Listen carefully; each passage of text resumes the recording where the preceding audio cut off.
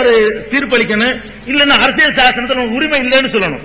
அரசியல் சாசனத்தில் இஸ்லாத்துக்கு தனி சட்டம் இருக்கிறது, ஆனால் இஸ்லாத்தில் இப்படித்தான் இருக்குங்கிறார்.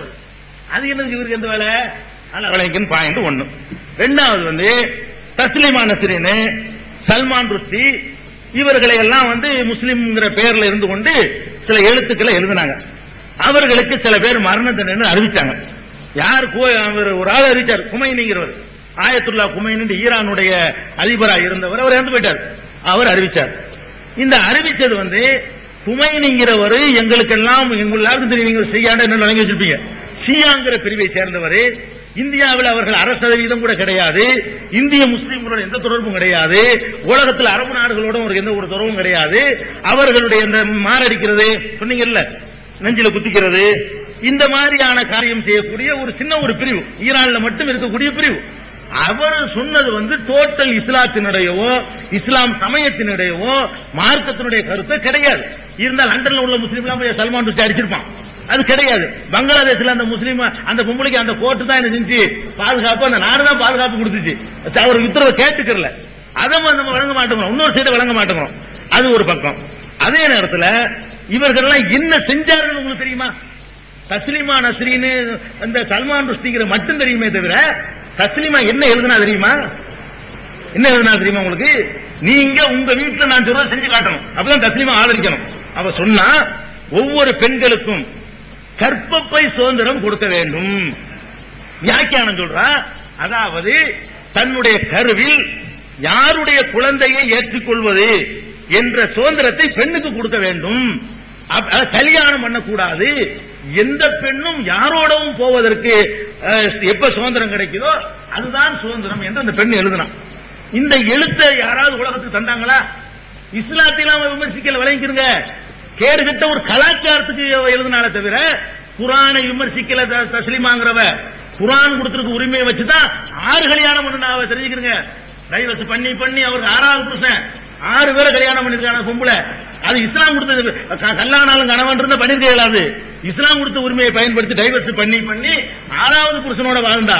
அப்புறமே அந்த பொம்பளை சொல்ற புருஷனோட இருந்து வாழணும், இன்னைக்கு அவனோட நாளைக்கு இவனோட நான் வாழ்ந்தா என்ன என்று கேட்டு அதை ஒரு தத்துவமாக எழுதி அதை வந்து சொல்லும் பொழுதுதான் ஒழுக்கத்தை விரும்பக்கூடியவர்களுக்கு கோபம் வராதா? மத ரீதியா இந்து சமுதாயம் கூட ஒத்துக்கிறோமா? இல்ல ஒரு இந்து சமுதாய மக்கள்கிட்ட வந்துகிட்டு ஒரு கிறிஸ்தவ சமுதாய மக்கள்கிட்ட வந்துகிட்டு உங்க பொம்பளையில வந்து எப்படி வேணாலும் போக கொடுங்கன்னா நீங்க கலந்து தடிக்க மாட்டீங்க. யார் செஞ்சாலும் தப்பு தானே. நீங்க எப்படி பாக்குறீங்க? முஸ்லீமுக்குள்ள ஒரு விவகாரம் வந்தவுடனே அதுல எப்படி குறைகானலான்னு பார்க்க கூடாது. அந்த பொம்பளை சொந்து சரியான்னு நீங்க யோசிக்கணும். இது சரியா? இப்படி செய்யலாமா? இது நியாயமா? இப்படியான ஒரு யார அந்த பெண்ணை ஆதரிச்சாங்களோ அந்த எழுத்தாளர்களோ மற்றவர்களோ தங்கள் குடும்பத்தில் செய்வாங்களா? இது மாதிரியான ஒரு கேடுகட்ட ஒரு அறிவுரைக்காகத்தான் தஸ்லீமாவை வந்து அந்த மக்கள் எதிர்த்தாங்க, கல்லால எல்லாம் எரிஞ்சாங்க. மறுக்கல. அது மாதிரி நான் சொல்றேன், ஃபயர்னு ஒரு திரைப்படம் எடுத்தாங்க. அந்த திரைப்படத்தில் வந்து பெண்ணும் பெண்ணும் லெஸ்பியன் உறவை பற்றி சொல்றாங்கன்றதுக்காக வேண்டி அந்த இந்துத்துவ சக்திகள் போய் கல்ல விட்டு எரிஞ்சாங்கல்ல, அந்த உணர்வுக்கு என்ன காரணம்? நாங்க விமர்சிக்கல. அது மாதிரி கேடுகட்ட கலாச்சாரம் ஒரு மதத்தை புண்படுத்துற மாதிரி இருக்கக்கூடாது நாங்களும் சொல்லுவோம். நாங்க அப்படி சொல்லிட்டு இருக்கிறோம். அதே மாதிரி நீங்க சொன்ன இந்த தஸ்லீமாக்கு தேவையில்லாத வேலை, அதை துக்குலக் ஷோ மட்டும் சொன்னாரு.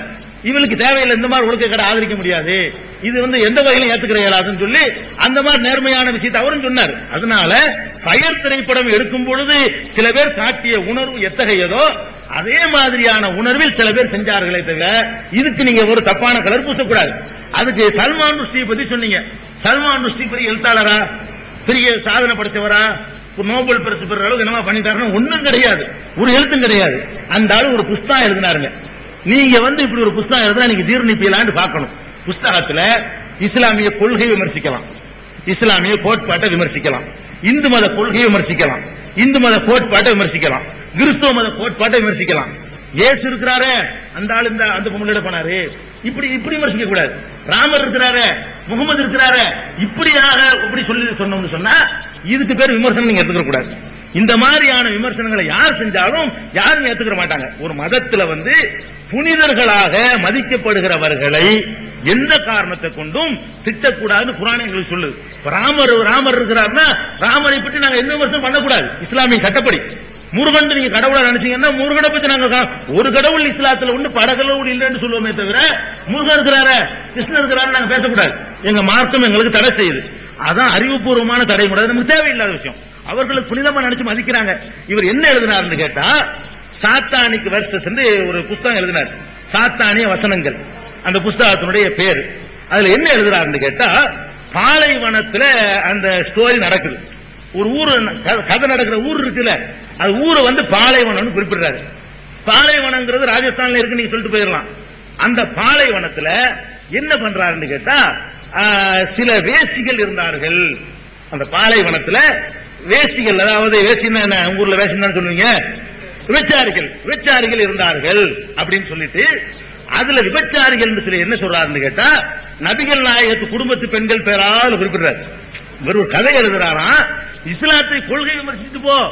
இவர் என்ன எழுதுறாருன்னு கேட்டா அந்த வேசிக்கு பேரு பாத்திமா, ஆயிஷா, ஹதீஜா அப்படின்னு நபிகள் நாயகத்துடைய மகள், மனைவி, அவங்க அம்மா, இந்த மாதிரி பேர்களை யார் குறிப்பிடுறாரு. அதுல ஒரு கிறிஸ்தன் இருந்தான், அவனுக்கு பேரு மகாமத்து. முகமதுன்னு சொல்ல மாட்டேங்கிறாரு, மகாமத்து. இதுக்கு பேர் இலக்கியமா? இதுக்கு பேரு பரிசு கொடுக்கிற விஷயமா? இப்படிப்பட்டவன் நீங்க ஆதரிச்சீங்கன்னா அதுதான் ஃபயர் வந்துச்சு. இது ஆதரிச்சதுனாலதான் ஃபயர் எடுக்கிற தைரியம் வந்துச்சு. லெஸ்பியன் உறவுக்குன்னு எடுத்தாங்க பாருங்க. ஃபயர் மட்டும் இல்ல, இன்னொரு படம் கூட எடுத்து வாங்கிட்டு போனாங்க. வாட்டர் எடுக்கிற தைரியம் வந்துச்சு. இந்த தைரியம் நீங்க வந்து எங்களுக்கு வருதுன்னா பொதுச்சுனா எல்லாம் அவன் சுதந்திரம். அப்ப அவனெல்லாம் தூண்டிவிட்டு சுதந்திரம் பேச சொன்னீங்க, மத சுதந்திரம். அவன் தான் போய் என்ன வாட்டர் எடுத்தான். சல்மான் ருஷ்டிக்கு ஆதரவா இருந்த அதே கும்பல் தான் வாட்டருக்கும் ஃபயருக்கும் ஆதரவா இருந்தான். இந்த சக்திகளை முஸ்லீமுக்கு செஞ்சாலும் ஆதரிச்சிட கூடாது, இந்துக்கு செஞ்சாலும் நான் வாட்டரை போய் தடுத்ததை நாங்கள் கண்டித்தோம், அதான் மதத்தில் எப்படி விமர்சிக்கலாம் என்று கேட்டோம். அப்ப இந்த சல்மான் ருஷ்டி புஸ்தகத்தை தடை செய்யணும்னு முதல் சொன்னது ஆளு யார் தெரியுமா? துக்ளக் ஷோ சொன்னாரு. முஸ்லீம் தான் சொன்னாரு, துக்ளக் ஷோ சொன்னாரு. அவர் அந்த புஸ்தகத்தை படிச்சாரு, படிச்சு துக்ளக்ல எழுதினாரு, இப்படி விமர்சிக்கிறதுக்கு எந்த அனுமதி கிடையாது. ஒரு மதத்தினுடைய உணர்வு புண்படுமா இல்லையாண்டு அந்த மதம் தான் முடிவு செய்யணுமே தவிர வேற மதத்துக்காரர் முடிவு செய்ய முடியாது. துக்ளக் எழுதினாரு, முஸ்லீம் மதம் புண்படுமான்னு முஸ்லீம் தீர்மானிக்கணும், இந்துக்கள் உணர்வு புண்படுமான்னு நான் தீர்மானிக்க முடியாது. உங்கள்ட்ட கேட்கணும், புண்படுமா நான் எழுதக்கூடாது, இது புண்படுற மாதிரி வார்த்தை. அப்ப எப்படின்னு சொல்லி ஷோவுல இருந்து எல்லாருமே சல்மான் ருஷ்டி புஸ்தகத்தை இந்தியாவில் தடை செய்யணும்னு வலியுறுத்தினாங்க. பெரிய பெரிய அறிவுஜீவிகள் நடுநிலையா பேசக்கூடியவர்கள் இருந்தாங்க. அப்ப நீங்க அப்படி பார்க்கணுமே தவிர அவன் என்ன புரட்சி பண்ணிட்டான், என்ன கேள்வி இஸ்லாத்தின் மேல கேட்டுட்டான், கதை எழுதுனான்.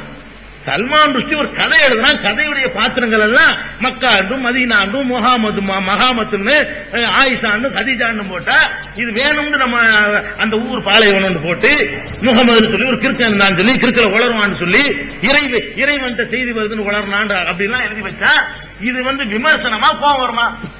நபிகள் நாயகத்தை மதிக்கக்கூடியவனு கோவம் வருமா வராதா? இப்ப ராமரை பத்தி, முருகரை பத்தி, இயேசு பத்தி எல்லாம் சமுதாயத்துக்கு கோவம், புத்தரை பத்தி எல்லாம் கோவம் வராதா? இதுதான் கம்பராமாயணமா காமராமாயணம் போட்டாங்க, கம்பரசன். நாங்க அதையும் கண்டிப்போம், இது ஏன் உனக்கு தேவையில்லாத கேட்கிறோம். நாம அந்த மாதிரி ஆட்களை விமர்சிப்பது வந்து தப்பு. கொள்கை விமர்சிச்சா சண்டை வராது, புனிதமா மதிக்கிற ஆட்களை விமர்சிச்சா சீக்கிரம் சண்டை வரும். இது நீங்க விளங்கிக்கணும். அது மாதிரி அதுல இந்த செக்ஸ், இந்த குடும்பம், என்னை பத்தி என் கொள்கை விமர்சிச்சா கோவம் வராது. என்னை பத்தி அந்த பொம்பளை பிடிச்சா அந்த பொம்பளை பிடிச்சா இல்லாத சொன்னீங்கன்னா என் மேல பிரியம் வச்சுக்கிற ஆட்கள் சண்டைக்கு வருவாங்க. இது என்ன மாதிரி உங்களை மாதிரி ஆட்களுக்கு உள்ளதுன்னு சொன்னா உலகத்தில் உள்ள 200 கோடி முஸ்லீம்கள் மதிக்கக்கூடிய ஒரு ஆளை பத்தி எப்படி எழுதுனா நல்லா இருக்குமா? இது நியாயம் நீங்க மனசுக்கு படுதா? அப்ப அப்படி யோசிக்கணும். அது தஸ்லீமா எழுதுன்னு உங்க மனசுக்கு நியாயம், இந்த கொள்கை சரிதான் நினைக்கிறீங்களா? அப்ப ஃபயர் தப்புன்னு வாட்டர் தப்புன்னா தஸ்லீமா அதை விட பெரிய தப்புல பண்ணிருக்கிறான்னு நினைக்கிறோமா இல்லையா? அப்ப நடுநிலையான பார்வை வந்து நமக்கு வரணும். அதனால எதிர்த்தாங்க. அது மாதிரி ஆப்கான்ல கொண்டு வச்சான், கடத்திட்டு போனான்னு சொன்னீங்களே, கடத்தினவன் முஸ்லீம், பத்திரிகை நிருபரை கடத்தினவன் முஸ்லீம், அவன் நடவடிக்கை எடுத்தவன் யாரு? அதையும் சொல்ல மாட்டேங்கிறீங்க. பாகிஸ்தான் தானே, முஸ்லீம் தானே.